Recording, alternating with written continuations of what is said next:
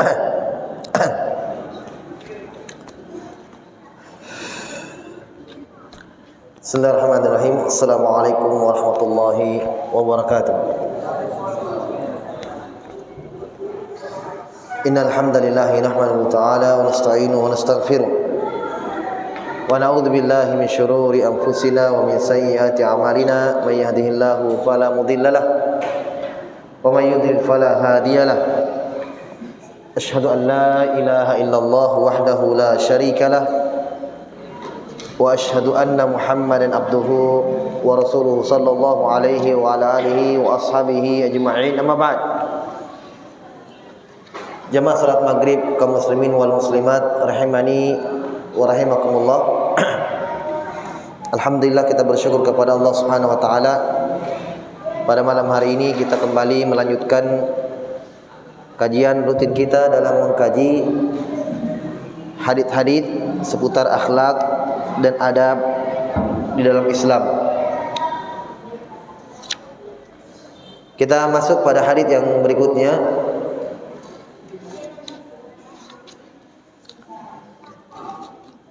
Berkata penulis rahimahullahu taala, an Anasin radhiyallahu taala anhu anin Nabi sallallahu alaihi wasallam qala walladhi nafsi biyadihi la yu'minu abdun hatta yuhibba li jarihi aw li akhihi ma yuhibbu li nafsihi. Dari Anas bin Malik radhiyallahu anhu, Nabi sallallahu alaihi wasallam bersabda, demi yang jiwaku berada di tangannya, yaitu demi Allah, la yu'minu abdun,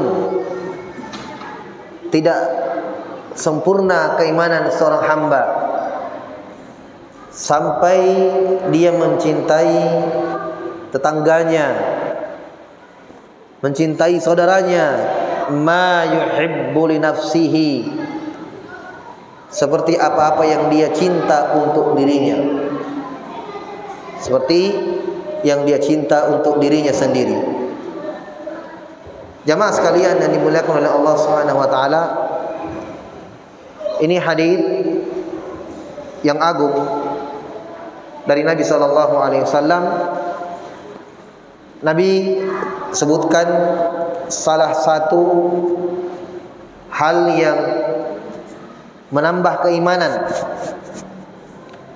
Sebaliknya, dengan tidak beriman, dengan tidak melakukannya, mengurangi keimanan. Nabi dahului dengan sumpah. Ini lafaz sumpahnya Nabi. Kadang mengatakan demi Allah, kadang Nabi mengatakan demi yang jiwaku di tangannya, yaitu demi Allah. Kata Nabi, la yu'minu abdun, tidak beriman seorang hamba. Jadi penafian iman di sini. Jadi kalau kita dapatkan hadis-hadis berbunyi tidak beriman siapa yang tidak melakukan ini, tidak beriman siapa yang tidak melakukan ini, itu banyak ya hadis. Bukan dikatakan tidak beriman berarti dia kafir, keluar dari Islam, tetapi maknanya tidak beriman yaitu la yu'minu bi imanin kamil, tidak beriman dengan iman yang sempurna. Tidak beriman dengan iman yang sempurna. Jadi kalau ada hadis yang dikatakan oleh Nabi tidak beriman seorang, itu maksudnya adalah kurang imannya. Ada imannya tapi tidak sempurna. Paham maksudnya? Berkurang imannya. Kata Nabi di sini, tidak beriman seorang hamba sampai dia mencintai untuk tetangganya atau saudaranya seperti apa yang dia suka untuk dirinya. Paham? Dia tidak suka untuk disakiti, Ya, dia tidak suka untuk disinggung. Dia tidak suka untuk dirugikan. Dia tidak suka untuk dizalimi.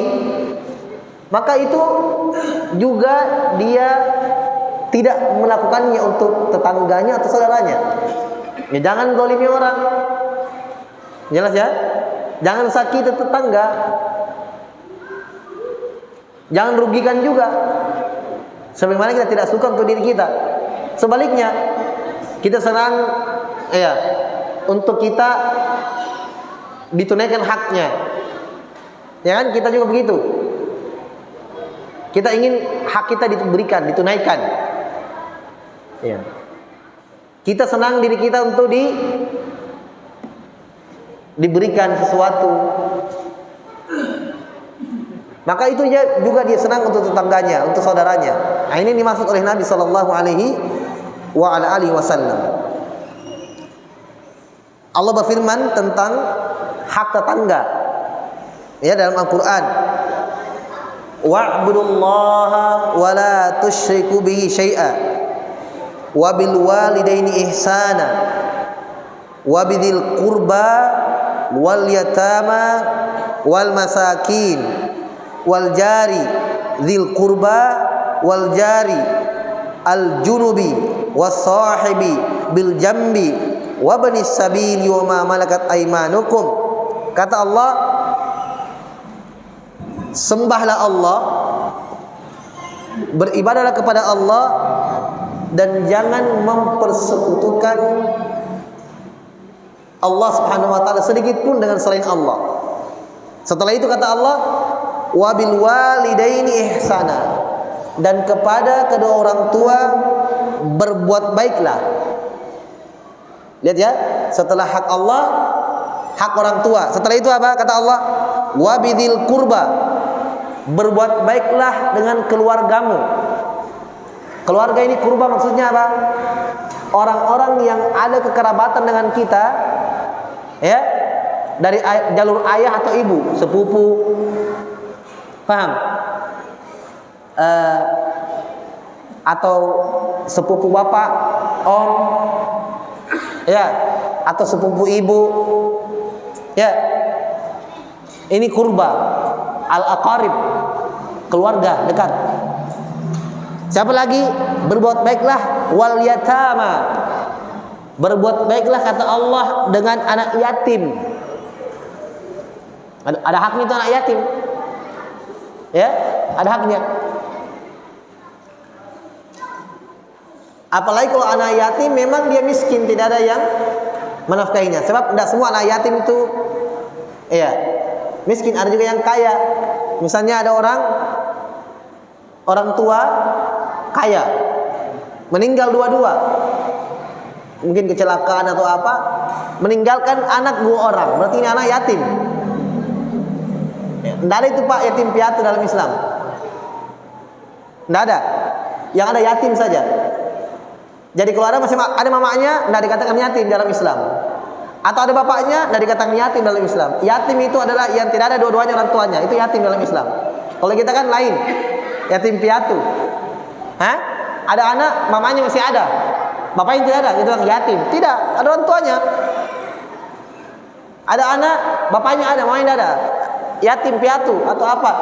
Itu tidak yatim dalam Islam. Islam itu dikatakan yatim, ya, yang tidak ada orang tua yang dua-dua. Ini yatim namanya. Nah ya. Nah, kalau dia yatim dan miskin, dapat zakat. Ya. Tapi kalau yatim ada hartanya, makanya dalam syariat diatur.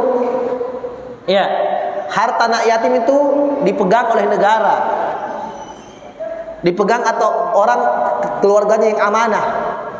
Jangan kasih karena dia masih kecil. Masa anak yatim pergi beli mobil Alphard? Belum rush, belum bisa membelanjakan uang dengan baik, dipegang uangnya. Yang memegang uang ini anak yatim dapat pahala. Dia dikatakan kafil, yang menjamin anak yatim. Dia pegang hartanya anak yatim, nanti besar baru dia kasih. Paham? Karena kalau dikasih uang banyak, mau apa itu uang anak kecil? Masa mau pergi beli gula-gula bawa uang 1 miliar? Kan tidak mungkin. Tidak bisa belanja dengan baik. Nah, itu dipegang uangnya. Ya, nanti dia besar diberikan hartanya. Seperti dalam surah Al-Kahfi, ada anak yatim yang mengendara orang tuanya tapi ada hartanya. Bagaimana Allah mau menjaga harta anak itu? Melalui Nabi Khadir, iya kan? Hartanya itu anak ada di bawah gedung yang sudah hampir miring. Nah, kalau jatuh ini gedung, ya, orang akan tahu dapat hartanya itu anak yatim. Bagaimana caranya? Diwahyukan oleh Nabi Khadir untuk membangun dan meluruskan kembali tembok yang hampir jatuh itu. Di bawahnya ada harta anak yatim. Paham? Allah sebutkan kenapa Allah jaga hartanya itu anak yatim. Kata Allah, wa kana abuhuma sholiha, karena anak yatim tersebut, orang tuanya yang sudah meninggal itu adalah orang yang soleh. Ini kata para ulama ahli tafsir menyebutkan bahwa kesolehan itu, ya, itu hanya kadang tidak dirasakan hanya untuk pelakunya, kadang dirasakan oleh anaknya. Masya Allah, orang tuanya soleh sudah meninggal, tapi kebaikan karena kesolehan orang tuanya, anaknya dapat kebaikan. Apa itu? Allah jaga anaknya dan hartanya karena kesolehan orang tuanya. Itu anak yatim. Jadi kata Allah, berbuat baik dengan anak yatim. Kata Nabi, ana wa kafilul yatimi fil jannah kahataini. Saya dan orang yang menjaga anak yatim seperti ini di dalam surga. Ini keutamaannya orang yang merawat anak yatim. Dia biayai, dia jaga. Kata Nabi, ana wa kafilul yatim. Saya dan kafilnya anak yatim, itu yang jaga anak yatim seperti ini di dalam surga, kedekatanku. Ini Nabi, ini dia. Nabi syaratkan dengan di 2 jarinya. Raja? Sampai ulama mengatakan kalau kalian mau ingat akhirat, menambah keimanan, usap kepalanya anak yatim. Maksudnya apa? Dekat dengan anak yatim, melembutkan hati. Bagaimana rasanya kalau orang tidak punya orang tua? Teman-temannya ada orang tuanya, ada perhatian, ada yang rawat, dia tidak ada, kasihan. Ya? Kata Allah, berbuat baiklah kepada kedua orang tua kalian dan kepada keluarga kalian dan kepada anak yatim. Wal masakin, dan berbuat baiklah kepada orang miskin. Nah, sudah jelas ini apa haknya orang miskin. Diberikan zakat. Ya? Apa kata Abu Dzar Al-Ghifari? Amaroni khalili bi'asyarah. Kekasihku yaitu Nabi SAW memerintahkan saya dengan 10 wasiat. Salah satunya an uhibbul masakina wad-dunuwa minhum. Nabi SAW, kekasihku, memerintahkan aku untuk mencintai orang-orang miskin dan dekat dengan mereka. Masya Allah, Nabi jadikan wasiat kepada Abu Dzar Al-Ghifari. 10 wasiat yang Nabi wasiatkan kepada Abu Dzar Al-Ghifari. Salah satunya untuk selalu mencintai orang miskin, memperhatikan orang miskin, waddunu wa minhum, dan dekat dengan mereka. Dekat dengan mereka. Yang apa lagi kata Allah? Berbuat baik kepada siapa? Wal jari. Ini dia. Dan tetangga. Tetangga, belakang, depan, samping kanan kiri, tetangga. Sampai Nabi mengatakan, terus menerus Jibril berwasiat kepadaku, mengingatkanku berbuat baik pada tetangga. Kata Nabi ini, ya, dalam hadis. Terus menerus Jibril membisikkan saya, memberitahukan saya untuk berbuat baik kepada tetanggaku, hatta adzunna annahu sayuwarrithuhu. Kata Nabi, sampai saya mengira, ya, saking seringnya Jibril mengingatkan akan tetangga, kata Nabi, sampai saya menyangka seakan-akan tetangga itu dapat warisan kalau saya meninggal. Maksudnya paham ya? Sampai seakan-akan seperti keluarga sendiri. Kayak terlalu diperhatikan begitu. Kata Nabi, sampai-sampai saya mengira kalau kita meninggal tetangga dapat warisan. Ya tetangga yang bukan keluarga tidak dapat warisan kalau kita meninggal. Apa tetangga dan warisan? Tidak ada. Hanya karena saking seringnya Jibril mengingatkan Nabi SAW akan hak tetangga, kata Nabi, seakan-akan tetangga itu dapat warisan kalau kita meninggal. Saking besarnya haknya tetangga. Jelas ya? Jadi kalau dia muslim tetangga tak, apalagi tetangga itu keluarga sendiri, banyak haknya. Hak seorang muslim, hak keluarga dulu. Hak keluarga tadi sudah kurba ya, berbuat baik pada keluarga. Kemudian dia muslim, hak seorang muslim. Dia tetangga dekat rumah, hak tetangga. Kalau bukan dia keluarga, bukan muslim, non Islam, dekat rumah, masih ada haknya. Hak apa? Hak apa? Hak tetangga masih ada. Bukan keluarga, oke. Bukan Islam, tapi dia tetangga dekat rumah, masih ada haknya dalam Islam. Hak tetangga, walaupun dia bukan Islam, jelas ya, tapi dia tetangga. Makanya kalau dia muslim dan tetangga kita, dua haknya. Hak muslim, hak tetangga. Hak muslim sudah ada dalam hadis, sudah dilewat, kita baca hadisnya ya. Hakul muslim al muslim khamsun. Hak seorang muslim pada muslim yang ada 5. Kalau jenguk sakit, kalau meninggal diantar. Ini orang kafir tidak dapat, tidak ada haknya di sini. Kata Nabi, kalau jenguk sakit dijenguk, meninggal diantar. Kalau dia salam dijawab, ya. Kemudian apa lagi? Kalau bersin dijawab, bersinnya. Dia kata alhamdulillah, dia kata yarhamukallah. Jelas ya? Kalau diundang, datangi undangannya 5. Hak muslim ini. Kalau tetangga sendiri, bertambah haknya, hak tetangga. Berbuat baik kepada tetangga, ditambah dengan 5 hak yang tadi. Jelas ya? Masya Allah. Kata Allah dalam Al-Quran, wal jaril junubi, tetangga dekat. Tadi wal jari dil kurba, tetangga yang ada hubungan kekerabatan, tetangga tapi sepupu. Nah, kata Allah, berbuat baiklah kepada tetangga al junubi, tetangga dekat tapi bukan keluarga, paling dekat. Iya. Was-sahibi bil jambi, berbuat baiklah dengan teman dekat. Dia jauh rumahnya, tapi ada namanya teman akrab. Sahibi bil jambi. Bukan tetangga, bukan keluarga, tapi ya kan ada apalagi kalau sudah ada grup WhatsApp, teman-teman, itu masya Allah, ternyata ada dalam Al-Quran, teman dekat. Wa bani sabil, dan berbuat baik kepada siapa? Kepada para orang-orang ibnu sabil, yang pendatang. Ibnu sabil, dia musafir, dia ada orang yang kita tahu ya, hanya sementara datang, mungkin besok mau pulang lagi. Nah, ini ada haknya karena dia kasihan ya, musafir. Wa ma malakat aymanukum, dan pada budak-budak kalian.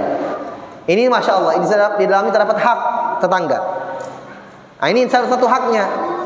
Ya, kata Nabi SAW, tidak sempurna keimanan kalian sampai dia menyukai untuk tetangganya apa yang dia suka untuk dirinya.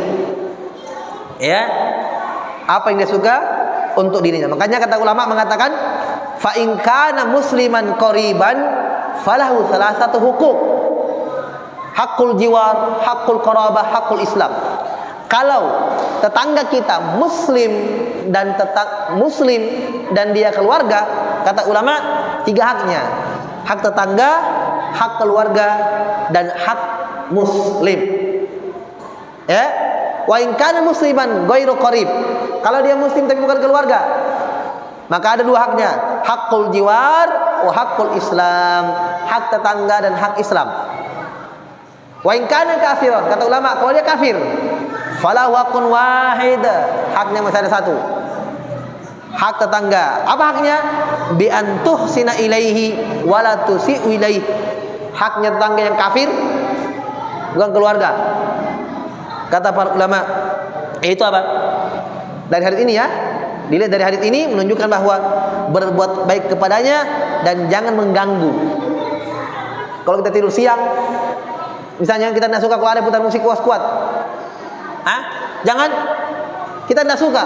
Pas teman tetangga kita tidur, kafir nih, putar musik kurang kencang-kencang, speakernya kita menghadap ke sana. Kita tidak suka begitu. Kata Nabi apa?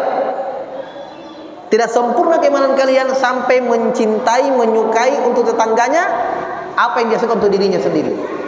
Sebaliknya, apa yang kita tidak suka untuk diri kita, jangan lakukan pada tetangga. Kita tidur, tidak suka diganggu, jangan ganggu orang. Nah ya, kalau masak, bikin kue, jangan cuma dikasih asapnya,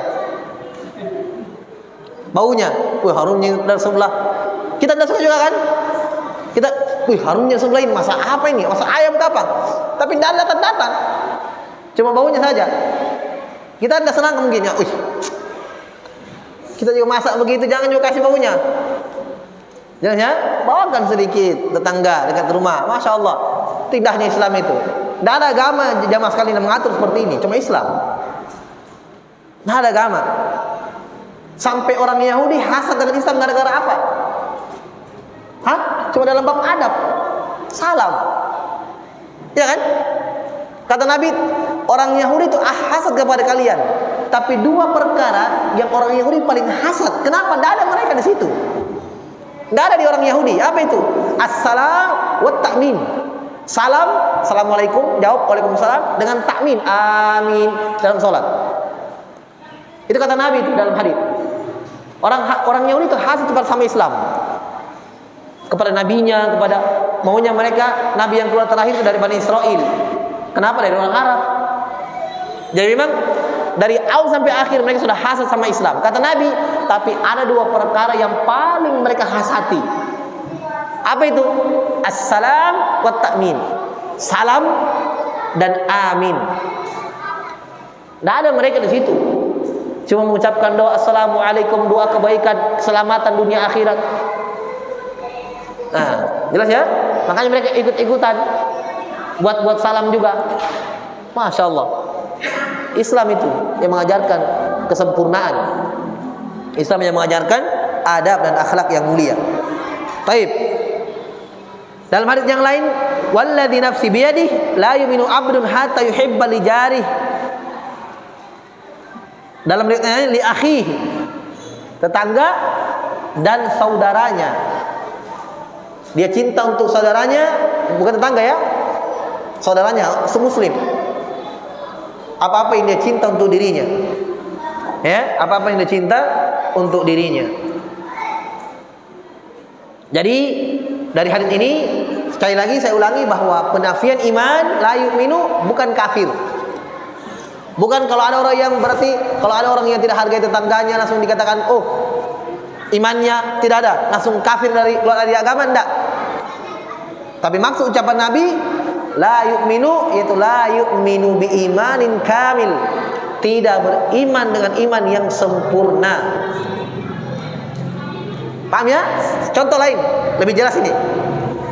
Kata Nabi la yazni zani hina yazni wa huwa mu'min. Tidaklah seorang muslim yang berzina ketika dia berzina dia tidak beriman. Apakah kita pahami ini hadis? Bahaya zina ini, kalau berzina langsung kafir? Tidak. Islam tidak mengajarkan seperti itu. Di dalam agama kita, seorang muslim yang syah muslimnya, ya, mengucapkan syahadat, kalau bermaksiat, berdosa, itu tetap dalam agama Islam, tidak keluar dari agama Islam. Selama dia anggap itu haram. Kalau yang menganggap itu halal kita tidak bahas, itu jelas. Tapi pelaku maksiat hampir semua meyakini itu haram. Iya kan? Mencuri, membunuh, mengambil harta orang. Dia tahu ini haram. Hanya karena lemahnya imannya, dia lakukan. Terdesak ini dan itu mungkin, ya, faktor ekonomi atau apa, lakukan kejahatan. Jelas? Tapi maksud ucapan Nabi, tidaklah seorang muslim yang berzina dalam keadaan dia berzina, dia mukmin, dia beriman. Maksudnya apa? Ketika dia berzina, kurang imannya. Paham? Jadi kita ini ikhwan, jamaah sekalian, perhatikan. Kita muslim itu ada iman. Ya? Nah, iman ini berkurang dengan apa? Dengan kemaksiatan. Seseorang kalau bermaksiat, imannya pergi sebahagian, keluar. Berkurang. Sebaliknya, kalau dia bertaubat, sholat, baca Quran, ya, bertambah. Begitu itu iman itu. Jadi semakin sering bermaksiat, semakin berkurang terus, mengecil. Apa kalau dari agama? Tidak. Apa kata Nabi? Sayakhruju minan nari, akan keluar dari neraka man kana fi qalbihi mithqala dzarratin min iman, akan keluar dari neraka Allah, masuk ke dalam surga seorang yang masih ada sebesar biji sawi kecil imannya dalam hati. Masya Allah. Maksudnya siapa ini? Seorang muslim yang banyak dosanya. Ya, seorang muslim yang berdosa. Mungkin dosanya terlalu banyak, tidak sempat bertaubat. Tapi selama dia tidak pernah melakukan kekufuran, kesyirikan, tetap dikatakan kalau dia meninggal tidak bertaubat, dia bawa dosa itu kepada Allah, maka apa kita kata langsung masuk neraka? Tidak. Dikatakan tahtal masyiah. Dikatakan di bawah kehendak Allah. Kalau Allah berkehendak, disiksa dulu. Berapa lama? Sesuai dengan kadar dosanya. Dicuci dulu, kemudian setelah itu apa? Masuk ke dalam surga. Kehendak Allah yang lain, kalau Allah kehendaki dia meninggal, ya, bawa dosa banyak, selain kesyirikan, selain kekufuran, akan masuk ke dalam surga langsung. Allah ampuni langsung. Jadi kalau ditanya akidah, apakah seorang pendosa pasti disiksa? Belum tentu. Paham? Seorang pendosa yang masih muslim, ya, kalau dia tidak bertobat dari dosa-dosanya, tidak bertobat, dia meninggal banyak dosanya, maka dikatakan tahtal masyiah, di bawah kehendak Allah. Kalau Allah kehendaki masuk neraka dulu, baru ke surga. Tapi kalau Allah berkehendak lain, langsung masuk ke dalam surga. Bisa itu? Bisa. Dalilnya, ada seorang didatangkan oleh Allah pada hari kiamat. Ditanya, diperlihatkan dosa-dosanya, catatannya. Alam ta'mal kadza yawma kadza? Bukankah kamu hari ini lakukan ini, hari ini kamu mencuri, hari ini kamu ini? Apa dia bilang? Bala ya Rabb, betul. Mau apa? Mau menyangkal? Dia berkata, bala ya Rabb, betul, itu saya bikin itu, saya lakukan itu jam sekian. Detail catatan Allah. Malaikat yang mencatat. Apa kata Allah kepada orang ini? Wa qad satartuha laka fid dunya wa ana aghfiruha lakal yaum. Di dunia, kata Allah, saya tutup dosa itu. Tutup apa? Tutup dari manusia. Kamu amalkan dosa itu, kamu lakukan, saya tutup aibmu. Luar biasa. Saya tutup dari manusia. Nggak lihat, kamu sembunyi. Kata Allah, hari ini ana aghfiruha lakal yaum. Hari ini saya ampuni kamu. Luar biasa. Rahmat Allah Subhanahu wa taala.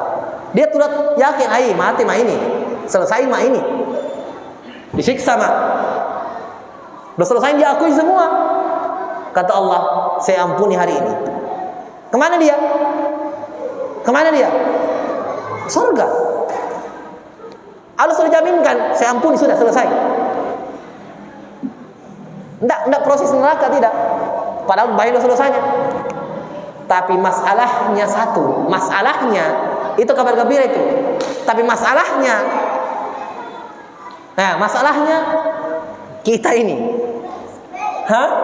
belum tentu amalan diterima, pasti berdosa kalau lakukan dosa. Amalan belum tentu diterima, itu masalahnya. Jadi jangan berpikir, oh enak paling berdosa di aman ji, aman apa? Mau kemana kita? Amalan belum tentu diterima. Dosa kalau lakukan dosa pasti berdosa, karena dosa haram. Amalan belum ada jaminan diterima amalan. Bagaimana caranya? Ya jangan lakukan dosa, tinggalkan. Hanya hadis seperti itu menjelaskan luasnya rahmat Allah Subhanahu wa taala. Luasnya ampunan Allah. Nabi bersabda, Allah berfirman, kata Nabi, innallaha kataba indahu fawqal arsh inna rahmati taglibu ghadabi. Kata Nabi, Allah menulis di sisinya, di sisi arsy-Nya, apa yang Allah tetapkan? Inna rahmati taglibu ghadabi. Rahmatku itu mengalahkan marahku, rahmatku mengalahkan murkaku. Subhanallah. Ya. Baik. Jadi ini yang diinginkan dari penafian keimanan, yaitu penafian iman yang sempurna. Berarti dari hadis ini menunjukkan bahwa kalau mau sempurnakan iman, ya, mau menyempurnakan iman, lakukan ini, yaitu berbuat baik kepada tetangga dan saudara, mencintainya sebagaimana apa yang kita cinta untuk diri kita sendiri, dan tidak suka, sebagaimana kita tidak suka untuk diri kita sendiri. Jangan perlakukan dia apa yang dia tidak suka. Jangan perlakukan dia kepada apa yang dia tidak suka. Dijelaskan di sini oleh ulama, hatta yuhibbal ijari ma yuhibbul li nafsi. Dia apa yang dia suka untuk dirinya, dia berikan tetangganya. Kata para ulama, hadza fihi haqqul jar. Di dalamnya terdapat hak yang besar untuk tetangga, Maksud bagaimana? Perhatikan. Wa annaka tusawihi bi nafsika fa idza kunta takrahul isaata ilaika fala tasiu ila jari. Yaitu kamu samakan dirimu dengannya. Kamu samakan dirimu dengannya. Kita punya piutang sama orang. Ada teman tak pinjam uang sama kita, lama dia tidak bayar. Tapi satu hari kita kepepet pinjam orang sama orang lain lagi, bukan sama dia. Paham? Jelas? Nah, sekarang dia punya piutang, dia pernah punya uang sama kita. Nah, sekarang kita punya utang. Nah, sekarang apa yang kita suka pada diri kita ketika orang punya utang sama kita? Cepat dibayar toh? Iya, gitu juga. Siapa tahu dengan kita bayar utang kita kepada dia, itu datang. Kan begitu? Kita enggak suka kalau tunda-tunda pembayaran, tunda-tunda. Ini orang sudah jatuh tempo. Mungkin kita tidak senang begitu. Ya sudah, jangan tunda pembayaran utang kalau kita punya utang. Makanya kata Nabi apa? Matlul ghaniyyi zulmun. Matlul ghaniyyi zulmun.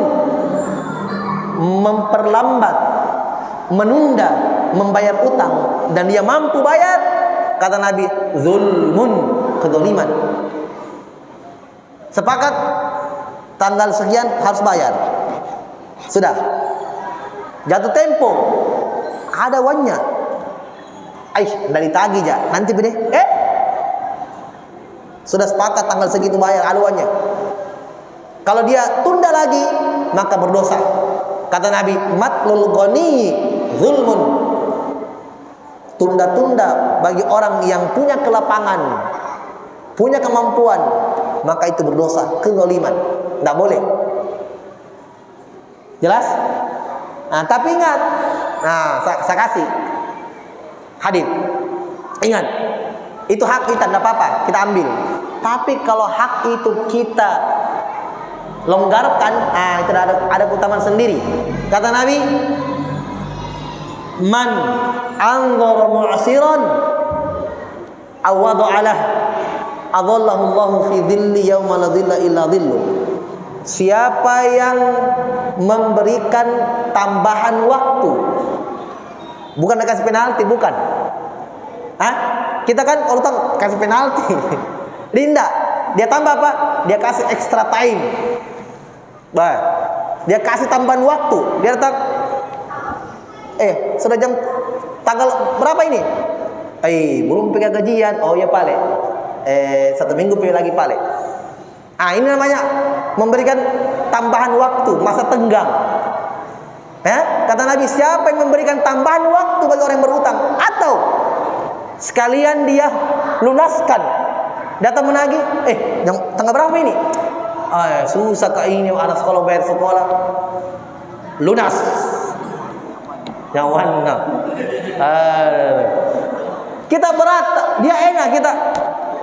Apa kata Nabi? Yang seperti ini, Allahu fi dhilli yauma la dhilla illa dhillu. Allah naungi dia pada hari kiamat, tidak ada naungan Allah kecuali naungan Allah Subhanahu wa taala pada hari itu. Tapi berat, jamaah berat. Walaupun berat, tak ada masalah. Apalagi kalau jumlahnya banyak. Ini kalau sedikit ya, tidak ada masalah. Tapi kalau banyak, tapi kalau banyak, semakin besar pahalanya. Tapi kalau kita tagih, itu hak kita, tidak ada masalah. Jelas? Nah, ini diantara perkara-perkara yang mendetail dari berbuat baik kepada tetangga. Apalagi kalau yang berutang tetangga, wah, dekat rumah. Jadi kata beliau, samakan dirimu dengannya. Kalau kamu tidak suka untuk dijahati, disakiti, maka jangan kamu jahati tetanggamu. Jangan kamu jahati dia. Kama annaka takrahul adza. Kamu tidak suka untuk disakiti dan diganggu, maka jangan juga menyakiti dan mengganggunya. Yajibu alla yasduru minka fi haqqihi. Wajib bagimu untuk tidak menyakitinya. Ini jamaah sekalian, ini sering ya. Sering kadang ada konflik, memang kadang tetangga tidak baku tegur. Padahal subhanallah, kalau kita belajar, ternyata justru tetanggalah yang sebenarnya menjadi dekat dengan kita.